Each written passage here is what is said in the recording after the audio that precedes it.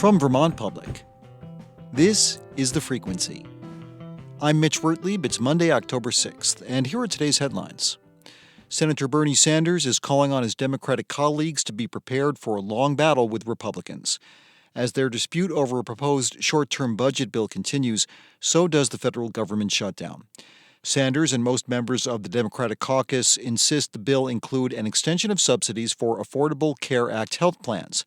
They argue premiums will skyrocket if they're allowed to expire this year. Some Republicans say they are willing to consider extending them, but only after the government is allowed to reopen.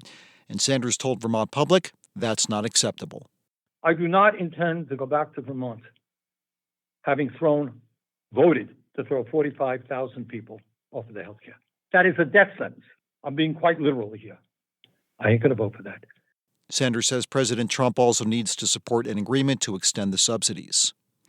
MIT, Brown, and Dartmouth are among 9 colleges and universities in the U.S. asked to sign a compact with the Trump White House. In exchange, they're promised federal benefits, including money. WBUR's Suvon Lee reports the memo includes demands related to admissions, tuition, international student enrollment, and campus culture. The 10-point memo asks schools to impose a 5-year tuition freeze, waive tuition for students majoring in hard sciences, and require all undergrad applicants to take the SAT or ACT. It also demands schools cap undergraduate international student enrollment at 15% and use a strict definition of 2 genders. John Fansmith of the American Council on Education, which represents higher education institutions, says the compact is troubling. The federal government is essentially saying we will reward or punish institutions based on their willingness to accept our views. MIT, Brown, and Dartmouth didn't respond to requests for comment. Governor Phil Scott is tapping a former federal prosecutor to serve as a Vermont Superior Court judge. He announced in a press release that Colin Oyan will fill the vacant court seat.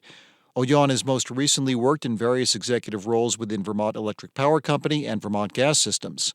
He has extensive experience as a federal prosecutor in Vermont and Massachusetts.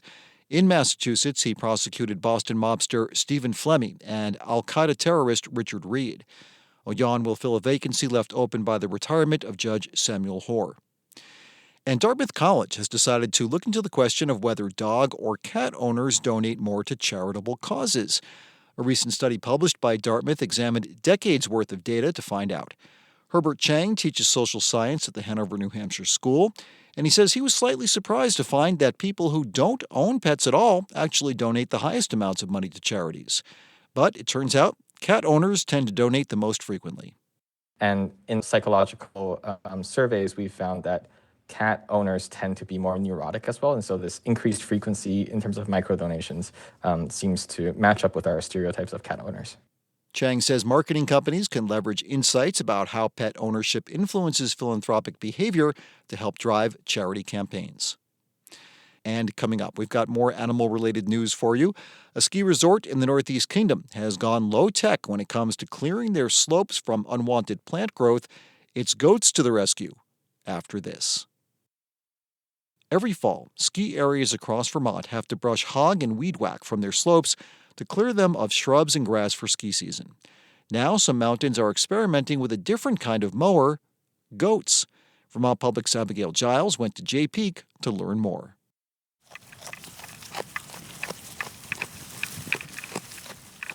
That's the sound of a goat, hard at work, munching on goldenrod. She is one of about 150 goats and sheep making short work of grazing Jay Peak's interstate trail. So we're up here on one of the trails at Jay where the goats have been in this area since this morning. That's farmer Adam Rigshey of Barnet. His goats and sheep are outfitted with special solar-powered collars that use GPS trackers. Instead of using traditional electric fencing, he draws a boundary map on his phone, a virtual paddock.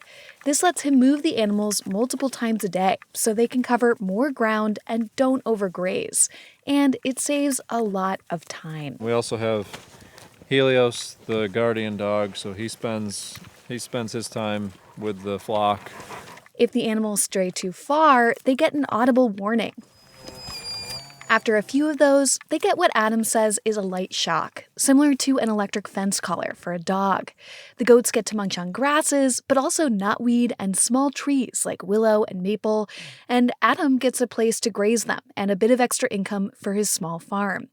Jay Peak has about 350 acres of ski trails that all have to be mowed annually, says Director of Mountain Operations Andy Stanger. Doing it is expensive and uses a lot of diesel. The mountain is hoping the goats will be an environmentally friendly way to burn less fossil fuels.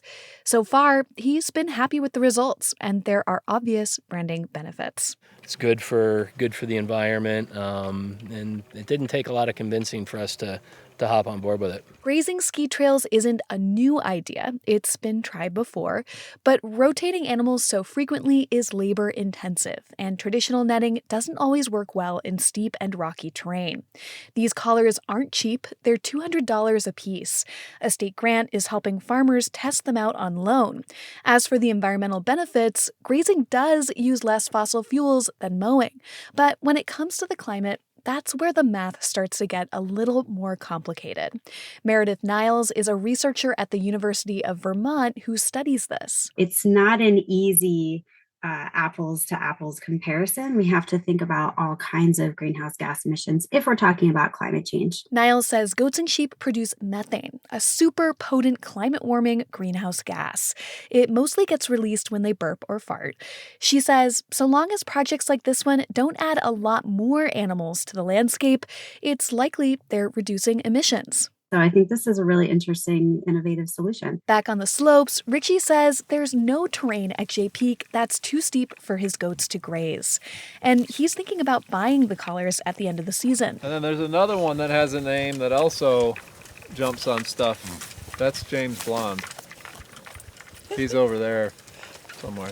Stanger with Jay Peak says grazing is slower than mowing, but he's keeping an open mind. The total acreage that we were hoping to hit through this, we're probably not going to hit it, but that's okay.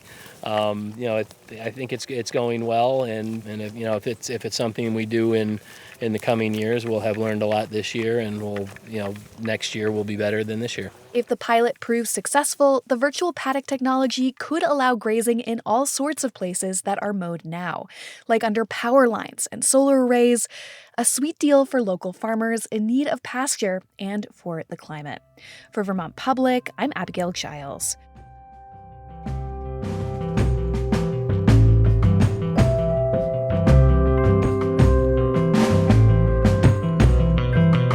Thanks for listening to The Frequency today. We had additional reporting from Bob Kinzel, the New England News Collaborative, Adia Golston, and Mary Engish. Today's episode was edited by Stephanie Colombini, and our music is by Blue Dot Sessions. I'm Mitch Wertlieb. Talk to you tomorrow.